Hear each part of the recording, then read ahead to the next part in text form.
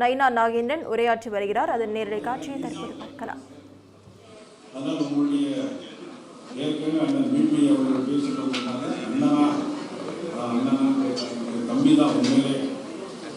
ஆனால் கவிதைகள் வந்து பல பேருக்கு இருக்குது. புது கவிதைகள் இருக்குது, பழைய கவிதைகள் எல்லாம் இருக்குது. எனக்கு ஒரு ஞாபகம், காலேஜில் படிக்கும் போது ஞாபகம், செத்த மாட்டு தோலினால் ஆடை செய்யலாமே, செத்த ஆட்டு தோலினால் செருப்பு செய்யலாமே, செத்த ஆட்டு தோலினால் ஆடை நெய்யலாமே, செத்த மனிதன் தோலினால் என்ன செய்ய முடியும்? இன்னைக்கு அப்படிப்பட்ட மனிதர்கள் வாழ்கின்ற நாடாக இன்னைக்கு ஆட்சி செய்யக்கூடிய சூழல் அமைந்திருக்கிறது. இவர்களால் என்ன செய்ய முடியும் இந்த நாட்டில்? காரணம், சட்டமன்றத்திலே போய் அப்பாவை எங்கேயும் தேர்ந்தாங்க. வீட்டில் போய் அம்மாட்ட கேட்டால் தானே அப்பா யாருன்னு சொல்லுவாங்க.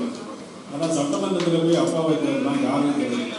இப்படிப்பட்டவர்களோட ஆட்சி தான் இன்னைக்கு நடந்து கொண்டிருக்கும். அந்த மாதிரி சூழ்நிலையில் இன்னைக்கு பாரத பிரதமர் செய்த சாதனைகளை 1 மணி நேரம் 2 மணி நேரம் என்று உலக அளவில் இன்னைக்கு சொல்லிக்கொண்டே போகலாம். அதையெல்லாம் மக்களுக்கு ரீச் ஆக வேண்டும்.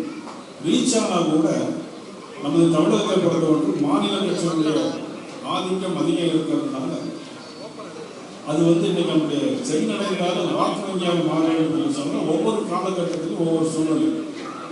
கடந்த கால ஆட்சிக்கு மாற்றம் வர வேண்டும் நினைத்துக் கொண்டிருக்கும் போது இடையில இன்னொரு சூழ்நிலை வந்தது.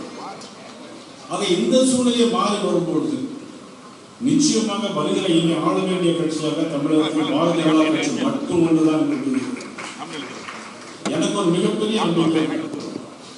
அந்த நம்பிக்கையின் அடையாளம் தான் தஞ்சாவூரில் நடந்த ஆர்ப்பாட்டம், காவிரி பிரச்சனைக்காக நடந்த ஆர்ப்பாட்டம்.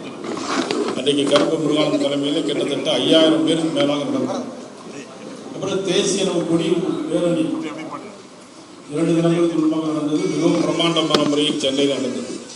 சில பேர்கள் பாரதிய ஜனதா கட்சியை சேர்ந்தவர்கள் சோர்ந்து போய்விட்டார்கள் என்று சொல்லியிருக்கிறது. இன்னைக்கு பாரதிய ஜனதா கட்சி வந்து மிகப்பெரிய தலைவர்கள்லாம் பிரிந்து போய், கல்யாண் சிங் போன்ற மிகப்பெரிய தலைவர்கள்லாம் இன்னைக்கு திரும்பி வந்து பாரதிய ஜனதா கட்சியில் சேர்ந்ததுதான் வரலாறு தமிழகத்திற்கு திரும்புமா என்பது தெரியாது. ஆனால் நெல்லை மாவட்டத்திலிருந்து குமரி மாவட்டத்திலிருந்து ஆரம்பித்திருக்கிறார்கள். யாரெல்லாம் பிரிந்து போனார்களோ அது எல்லாமே இன்னைக்கு சேர்ந்து கொண்டிருக்கின்ற காலகட்டமாக இன்னைக்கு வந்து கொண்டது. ஆனால் நிச்சயமாக எனக்கு ஒரு மிகப்பெரிய நம்பிக்கை இருக்கு. இந்த மேடையில் நயினா நாகேந்திரன் இருக்கலாம், எதிரே இருக்கிற நாளைக்கு வரலாம். எது எப்படி இருந்தாலும் பாரதிய ஜனதா கட்சி என்பது இது ஒரு அசைக்க முடியாத ஒரு எட்டு கோட்டை சித்தாந்தத்தின் அடிப்படையில் வந்த கட்சி.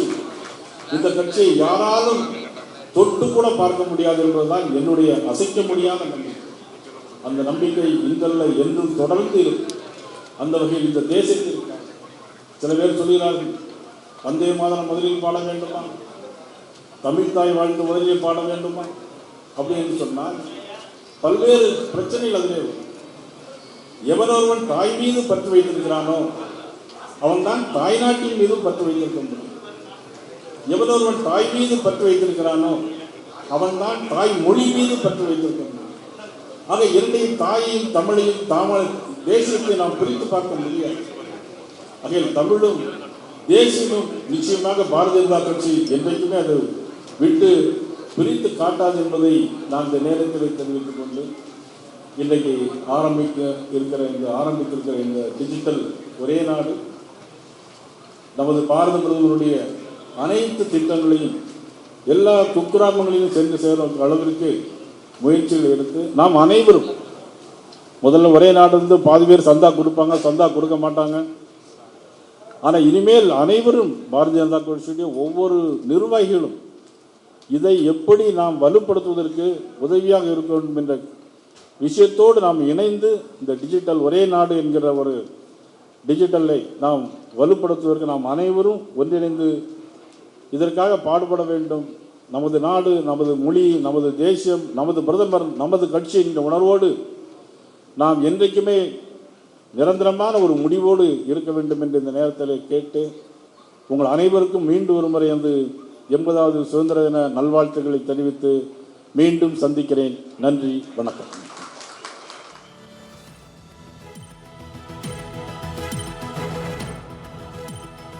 சென்னை சென்னை தியாகராய நகரில் ஒரே நாடு மாத இதழ் மற்றும் டிஜிட்டல் பதிப்பு துவக்க விழாவில் பாஜக மாநில தலைவர் நயினார் நாகேந்திரன் பங்கேற்று உரையாற்றிய காட்சிகளை பார்த்தோம்.